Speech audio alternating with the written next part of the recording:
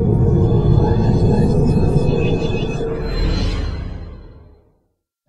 Disruptoid, it's Holly Bennett, and I'm here with a amazing game that everyone is so excited for. Elder Scrolls Skyrim has been so insanely popular. But now, unlike E3, where we had a little bit about the general gist of the game, we're going to talk a few more details, because we've just seen you play for an hour. Not some massive dragon battle, but just the core of the game, what we're going to see. So first of all, the UI, the interfacing, the menus, glowing items, and little arrows. Talk about those. Our philosophy is that in a game like ours, you spend a ton of time looking at your interface, looking at your inventory, going through your items, and so spend a lot of time figuring out how to make that a more fluid system, how to allow you to inspect stuff. You find these cool things in the world, and then they become tiny little icons in a list when you're not using them. So allowing you to interact with those more, creating favorites so that you can pull up stuff on the fly without having to switch to your inventory. So spend a lot of time making the game easier, more natural. You look at something, you instantly know what it is. Navigating through menus is really quick and easy. So I think all of that has been really successful, and the game feels and plays really fluidly as a result.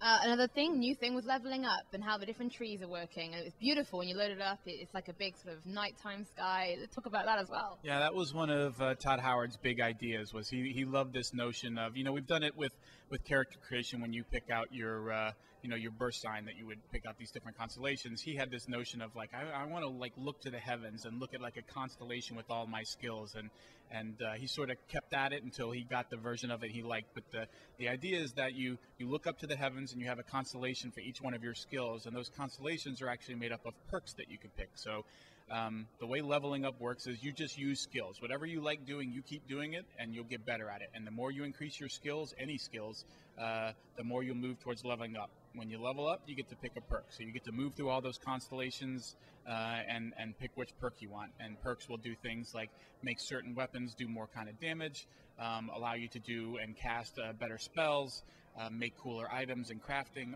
all kinds of stuff. So it really allows you to exactly pick what kind of character you want to play and what kind of things you want to do. So crafting, you just mentioned that. Now we've seen alchemy, and there was we can mine now, and cooking. Can you talk a little bit about those? Yeah, again, it's providing a much wider range of things that you can do in the game. So you can mine. When you mine, you can get that ore and turn it into ingots that you can use in a forge to create your own armor, to create your own weapons, to reinforce your own armor, to reinforce your own weapons. So you can take the hides off of animals and skin them to get leather, which combined with those ingots allows you to do all of that.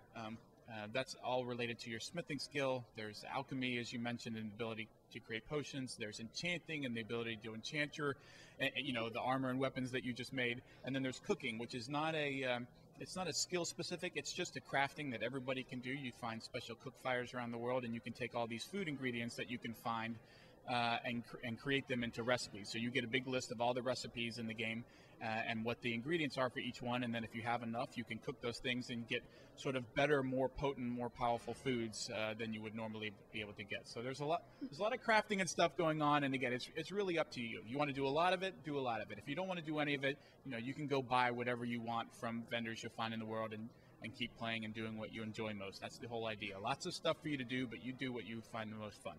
One thing I've noticed from another game which has changed, lockpicking, reminds very much of Fallout? Yes, almost kind of sort of exactly like Fallout. Yeah, we did change it a lot from Oblivion. I think we found the lockpicking system for Fallout 3 was much more intuitive and felt a lot more like lockpicking. So it's almost kind of exactly the way it worked in Fallout 3, and I think folks will continue to find that fun and enjoyable and a good mix of skill and luck. I mean, so many people who've played Elder Scrolls games obviously know that they're massive games. So many people have lost so much time to them. You were mentioning sort of a rough time length of what just the main quest would be. Yeah, so the main quest is probably in the 20 to 25 hour range if you really just stick to the main quest. Yeah, that's still a big game, but that is a drop in the bucket compared to what else there is waiting for you. You were saying about level designers. You guys have brought on a ton more level designers as well. Yeah, we spent a lot of time, starting with Oblivion. We had really just started that process with Oblivion. We have very, very talented artists, and some of them are also very good level designers, but we just felt like, number one, for as much time as we spend on the art in the world, and number two, for as many dungeons as we were insane enough to create, that we needed people who were solely focused on creating those dungeons and make them all cool and unique and different, and implementing all kinds of different traps and puzzles and stuff. So we have a much larger, by several times larger team working on Skyrim level design than we did on Oblivion, and I think you can see the results of that. The dungeons are easily some of the best gameplay in the game. There are tons of them. They're everywhere, and they're really great. Yeah, it looks absolutely fantastic. I know people will be so excited to start to know those little details of what make the game, well, so soul-destroying and soul-sapping, because I'm about to lose my life to it as well. So thank you so much for your time, and I know you're tired, and you've been demoing the game an awful lot today, but thank you so much for your time. Keep watching the front page, Destructoid.